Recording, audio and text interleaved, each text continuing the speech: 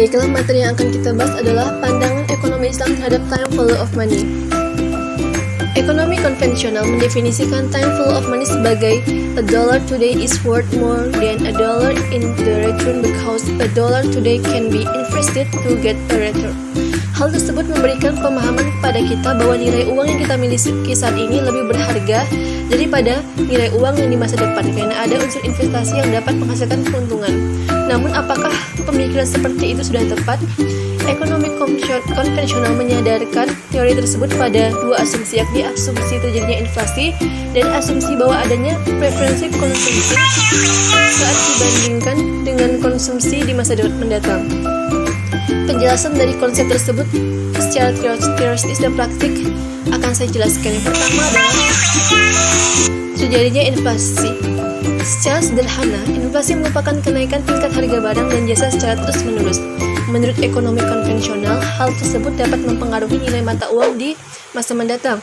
Tentu saja inflasi dapat membuat perekonomian negara menjadi tidak menentu dan dibutuhkan kemampuan untuk mengestimasi kondisi tersebut. Secara praktis, kita dapat memisahkan dengan harga 10 buah bakwan pada hari ini sebesar 10.000. Namun jika kita membelinya pada tahun depan, uang sebesar 10.000 hanya dapat membeli 9 buah bakwan. Asumsikan tingkat inflasinya sekitar 10% per tahun.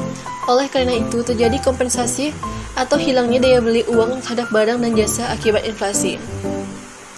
Yang kedua adalah preferensi konsumsi saat dibandingkan konsumsi di masa mendatang.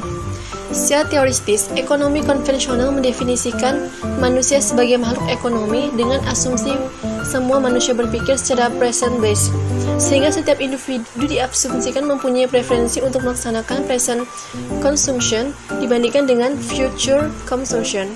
Jika asumsi tingkat inflasi ditiadakan sehingga dengan uang sebesar 10.000 tetap dapat membeli 10 buah bakwan di tahun depan, sesuai dengan teori manusia sebagai makhluk yang berpikir secara present based, maka konsumsi 10 buah bakwan di tahun ini akan lebih disukai dibandingkan dengan konsumsi 10 buah bakwan di tahun depan.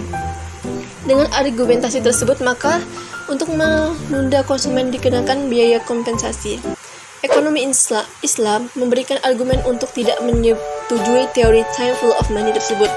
Hal tersebut terjadi karena ekonomi Islam memandang teori tersebut kurang akurat jika diimplementasikan pada masyarakat. Oleh sebab itu, terdapat 3 faktor kelemahan teori time value of money menurut pandangan Islam. Yang pertama adalah kondisi yang tidak lengkap atau exhausted condition. Argumen yang pertama terjadi karena tidak lengkapnya suatu kondisi perekonomian. Hal ini terjadi karena dalam suatu kondisi perekonomian dikhawatirkan terjadi inflasi, seharusnya hal itu juga diimbangi dengan adanya deflasi. Jika keberadaan inflasi menjadi alasan yang dari teori time value of money, maka keberadaan deflasi secara teoritis harusnya menyebabkan kondisi negatif time value of money. Misalnya, secara praktis kita asumsikan tingkat deflasi 10% per tahun, maka asumsinya akan terjadi penurunan tingkat harga barang dan jasa secara terus-menerus sekitar 10%.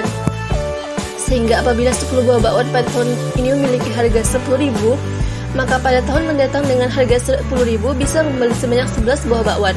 Oleh karena itu, terjadi kompensasi atas naiknya daya beli uang akibat deflasi.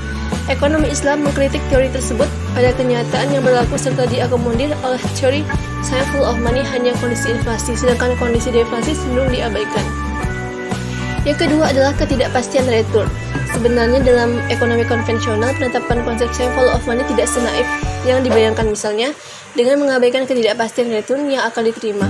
Bila unsur ketidakpastian ini dimasukkan, maka ekonomi konvensional menyebutkan dalam istilah discount rate, sehingga menghasilkan definisi yang lebih umum dibandingkan dengan initial rate.